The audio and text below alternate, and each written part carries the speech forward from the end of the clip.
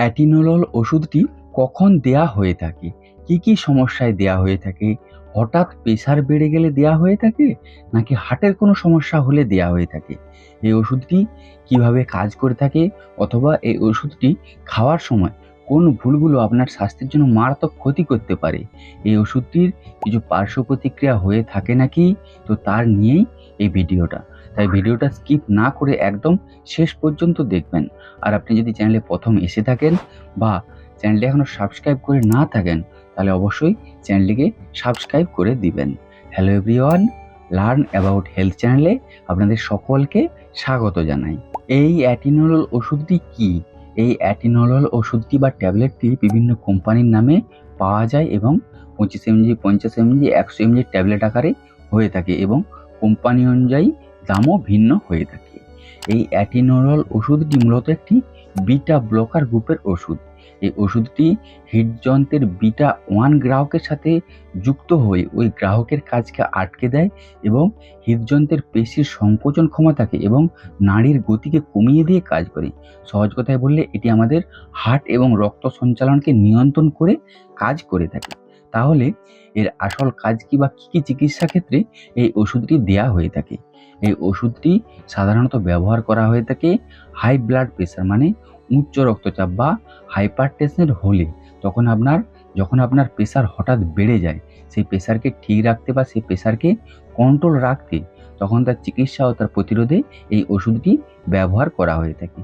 আর angina হলে, angina মানে বুকের বাঁ দিকে ব্যথা বা অস্বস্তি হওয়া বা শ্বাসকষ্ট হওয়া, শরীরের ঘাম হওয়া, এইসব সমস্যায় এই ওষুধটি দেওয়া হয়ে থাকে। আর হার্টবিট বা হার্টের ছন্দ অস্বাভাবিক হলে তা নিয়ন্ত্রণে রাখতে এই ওষুধটি ব্যবহার করা হয়ে থাকে। এছাড়াও মায়োকার্ডিয়াল ইনফেকশন বা হার্ট অ্যাটাকের পরবর্তী জটিলতা কমাতে এই ওষুধটি জীবন রক্ষাকারী ওষুধ হিসাবে ব্যবহার করা হয়ে থাকে। এবার আসি এই ওষুধটি ব্যবহারের পদ্ধতি এবং ব্যবহারের মাত্রা কি। প্রেশার বেড়ে যাওয়ার সমস্যা বা অ্যানজাইনা হলে প্রাপ্তবয়স্কদের 25 থেকে 50 mg ট্যাবলেট দিনে একবার চিকিৎসকের পরামর্শ অনুযায়ী দেওয়া হয়ে থাকে। প্রয়োজনে 100 mg ট্যাবলেট দেওয়া হয়ে থাকে দিনে একবার বা 50 mg করে ভাগ করে দিনে 2 বার দেওয়া হয়ে থাকে। এবার এই ওষুধের কিছু পার্শ্ব প্রতিক্রিয়া হয়ে থাকে নাকি? কিছু পার্শ্ব প্রতিক্রিয়া দেখা দিয়ে থাকে, যেমন পাকস্থলী ও অন্ত্রের গণ্ডগোল হয়ে থাকে, যার ফলে বমি বমি ভাব, পেটের সমস্যা, কোষ্ঠকাঠিন্য, পেটের মোচড়ানো ভাব, এসব সমস্যাগুলি হতে পারে। আর হাত পা ঠান্ডা হয়ে যাওয়া, দুর্বল লাগা, চোখ শুকিয়ে যাওয়া, ঘুমের সমস্যা হওয়া, সাময়িক মানসিক অবসাদের মতো সমস্যা হতে পারে।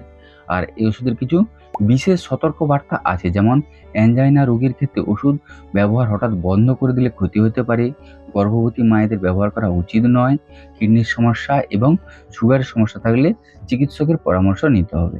তাহলে এই অ্যাটিনোলল ওষুধটি প্রেশার বাড়ার সমস্যায়, অ্যানজাইনের সমস্যায়, হার্টের সমস্যায় এবং হার্ট অ্যাটাকের পরবর্তী জটিলতা কমাতে খুবই কার্যকরী একটি ওষুধ। তবে অবশ্যই এই ওষুধটি চিকিৎসকের পরামর্শ অনুযায়ী ব্যবহার করতে হবে। তো এই ছিল অ্যাটিনোললের বিষয়ে একটা সম্পূর্ণ বিবরণ। এর বাইরেও যদি আপনাদের কোনো প্রশ্ন থেকে থাকে তাহলে অবশ্যই কমেন্ট করে জানাবেন।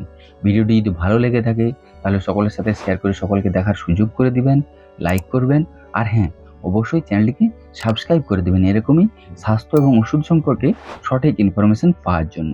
আপনারা সকলে বেশ ভালো থাকবেন, সুস্থ থাকবেন। দেখা হচ্ছে পরের ভিডিওতে। ধন্যবাদ।